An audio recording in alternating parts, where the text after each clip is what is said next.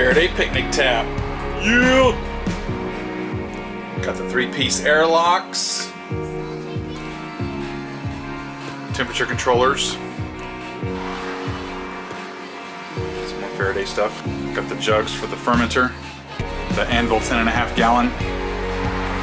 Brew kit with the recirculation kit. Excited!